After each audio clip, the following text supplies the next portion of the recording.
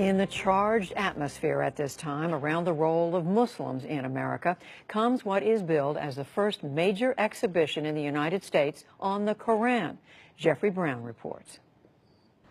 This is one of the great highlights of the exhibition. It's a Quran from the early 14th century, from about 1330, signed by a great master called... Signed. Yeah. A holy book as a work of art. The Quran, sacred to some 1.6 billion Muslims around the world. A new exhibition at the Smithsonian Institution's Sackler Gallery in Washington, D.C. presents 68 of the most important and exquisite Qurans ever produced. Dating from the late 7th to early 17th centuries, they come from many parts of the Islamic world and are part of the collection of the Museum of Turkish and Islamic Arts in Istanbul.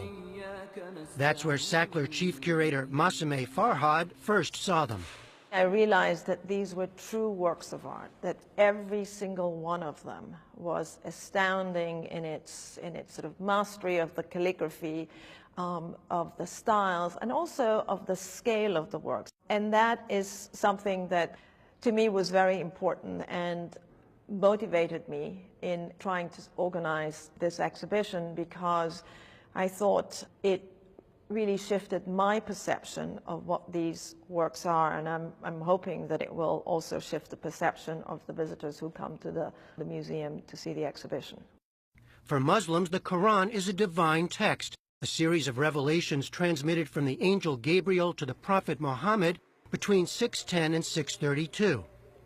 It includes references to earlier figures, including Abraham, Moses, and Jesus. The term itself means recitation. The Quran stems from an oral tradition, but the text was written down and codified in a fixed form not long after the death of Muhammad. Maria Dekake teaches Islamic religious thought and history at George Mason University. One of the things that's rather striking about the Quran when people read it for the first time is that it often takes a form of direct address. So it will say sometimes, "O you who believe."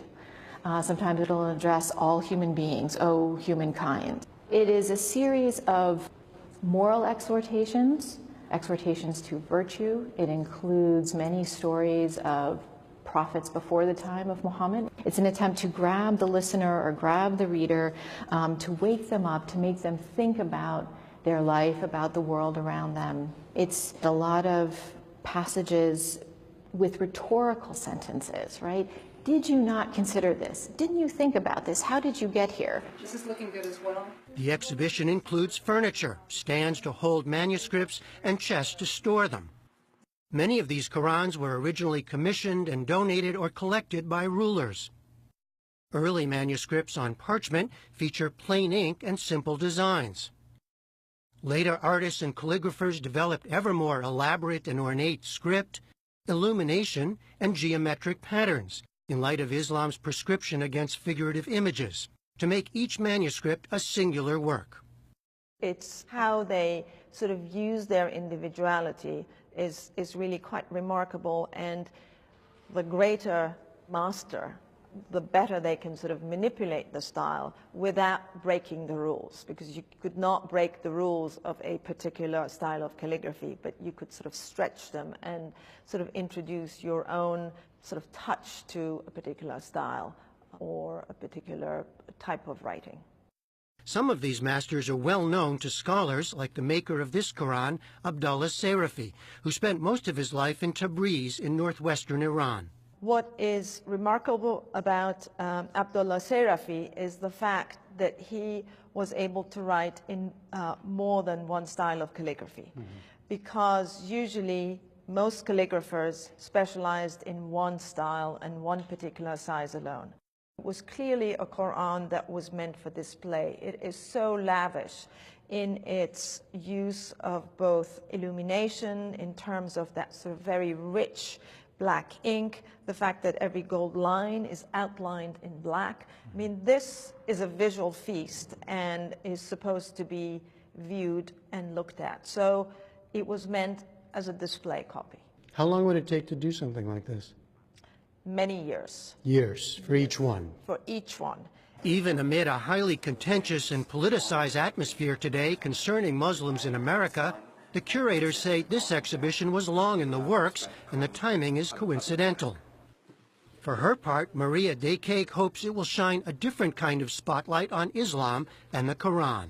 You will hear sometimes Islamophobic comments about Islam, and they'll say, well, you know, why would I want to know anything about this text? I see what kinds of things it produces, right? It produces people who behave in these violent ways or something like that. But when you come here, you see the larger reality of what it's produced, right? It produced beauty. It produced scientific inquiry. It inspired literary endeavors. But in a time of Islamophobia, I think what's so valuable about this collection is to see the kind of artistic elements, the beauty that the Quran really brought. The art of the Quran is on exhibition through February. From the Sackler Gallery in Washington, D.C., I'm Jeffrey Brown for the PBS NewsHour.